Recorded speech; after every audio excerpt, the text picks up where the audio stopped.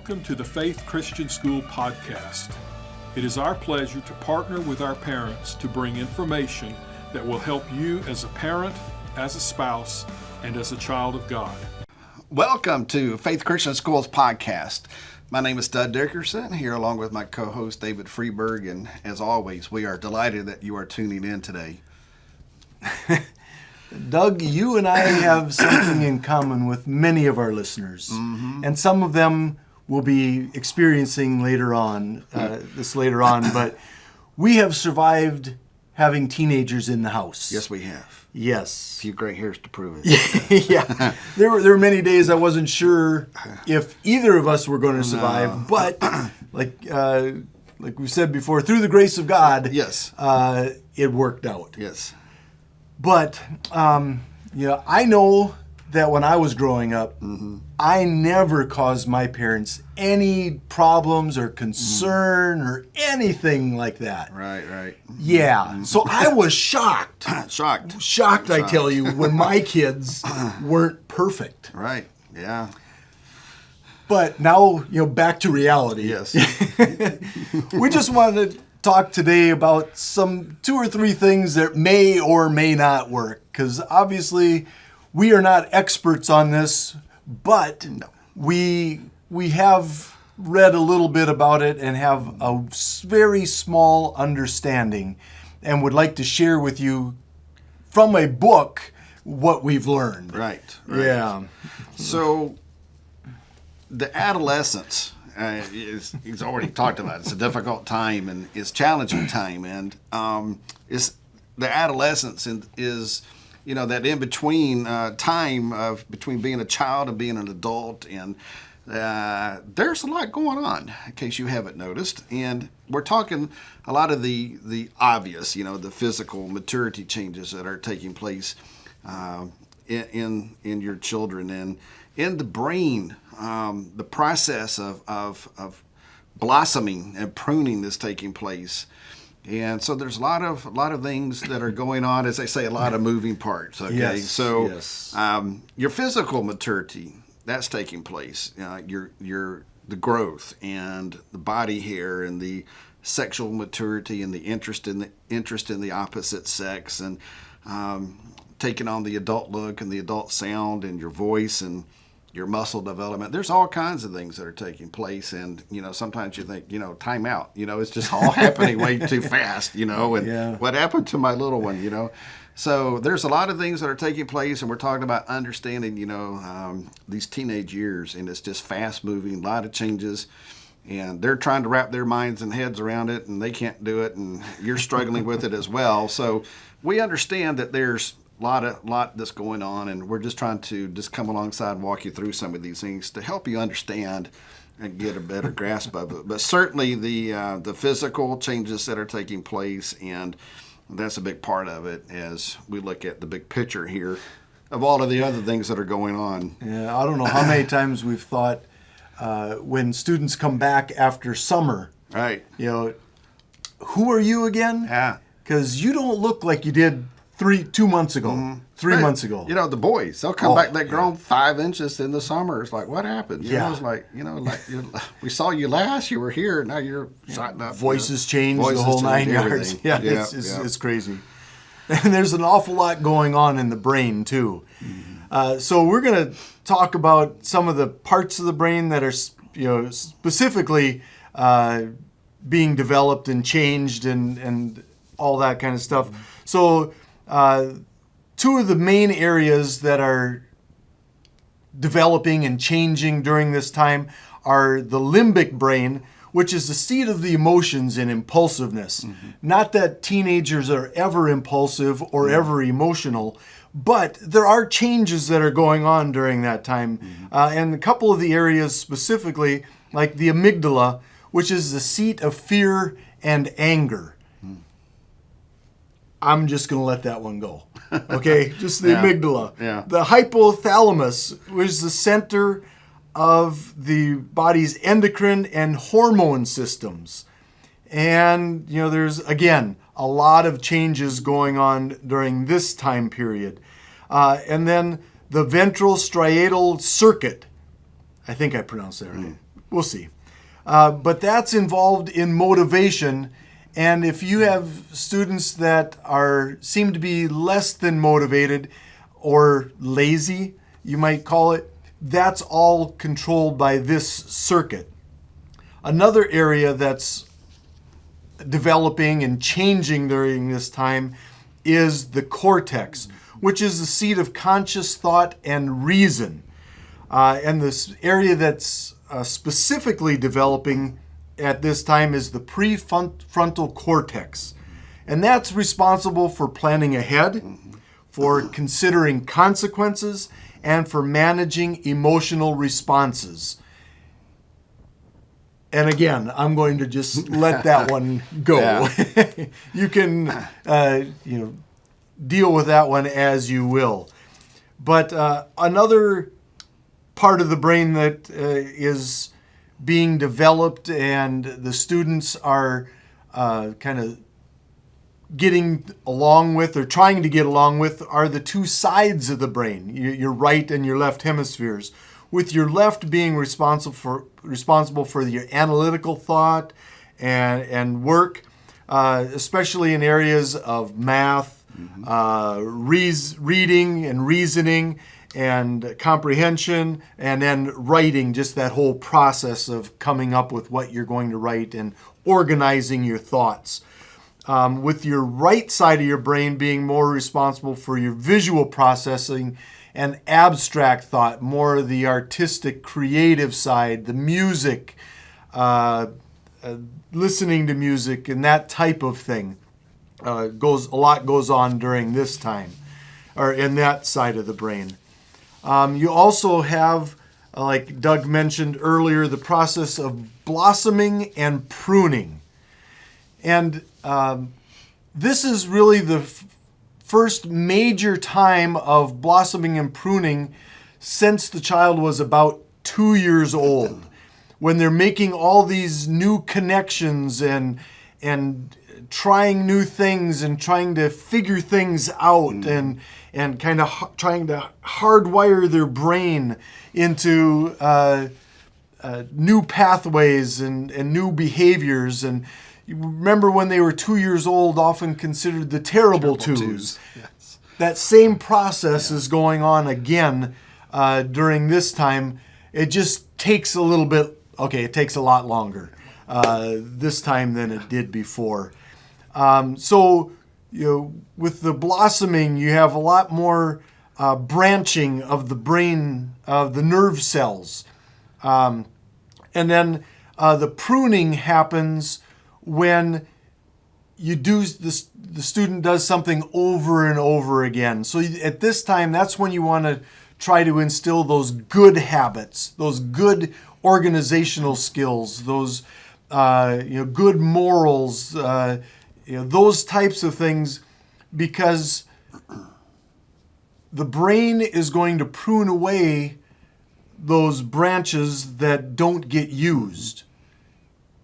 And the ones that do get used are going to be solidified. They're going to, those are going to be the main thoroughfares, and there's going to be a little bit that comes off of there, but they're going to develop those super highways in the brain. Mm-hmm. And so what you want is for, the pruning process to go in a positive direction for you. And so learning these things and understanding these things is important. So it begs the question then, what can we do as parents? What can we do as parents to work our way through these teenage years? And so we want besides praying every day. Yeah. And so hopefully we're going to share some really practical things for you. So let's jump into it. Number one, you really just need to support your child being adventurous within certain parameters. Yeah. They're just exploring and learning, and so you just need to let them do it, but you have to make sure, you got your boundaries and parameters that are set within reason so that they can do that and just express themselves. Absolutely. Mm-hmm. This is also a time where teenagers, what we want to call it, find themselves. Mm-hmm. Or, so it's okay if they have opinions that are different than yours. You may not like them, but initially, but oftentimes they'll take up a contrary position to yours just so that they can work through that line of thought. And that's where you need to have those conversations with them to help them develop that thought process, that critical thinking. Because if they leave it up to themselves or up to their friends, who knows where that's going to go. Right. So having those conversations is so important, but also because there's parts of what they're exploring and what they're trying to express their interest in or whatever, they may not see the big picture, or they may not understand what the consequences are. So it's important to have the conversations and about those differences, and don't be afraid of the differences. Welcome that and use that as an opportunity to have the conversation, but have the conversation. And in that context, then set clear rules and expectations for behaviors that are tied to those actions and those thoughts. And so you have to have clear boundaries and clear expectations that you set for them, and help them work through that. Absolutely. And the time to do that isn't in the middle of a crisis. Right. You might want to make a mental note of some of the things that you want to set up boundaries and expectations for, and then have that conversation when everybody is calm. Say, hey, let's go out on the porch. Yeah. Have a lemonade, and let's talk through this while everybody is calm and it doesn't become a heated battle. And along with that, just make sure you have consequences to fit the actions, and so that you can live with them and follow through with those consequences for them. That's going to be important. If your child starts yelling, then during those discussions and conversations about rules and infractions, stop the conversation. Just come back to it. You don't have to, just force your will upon them. Hit the pause button, come back to it, revisit that conversation at another time when everybody's had a chance to cool down a little bit, and come back to that. Give them some decision-making opportunities that are going to be important for them. So that's going to be important. Encourage positive peer and mentor relationships. That's going to go a long way in helping your team during this time. They don't have to hear it all from you, but you can put other people into their life and surround them with people that can speak into their life as well. Absolutely. And oftentimes the other person will say the same thing you have said several times. Right. But they'll hear it from someone else where they won't hear it from you. So that those are just some of the things that you can do. But we also have some things that you want to try to avoid doing, so that things don't escalate, and so that things don't get out of hand. And one of those is don't be surprised when your adolescent gets a little surly. Right. It's going to happen. Expect it. So that's not a time to get angry about that. That's just a time to count to 10. Right. Take a little pause. Say, hey, this is normal, but we are going to address this behavior.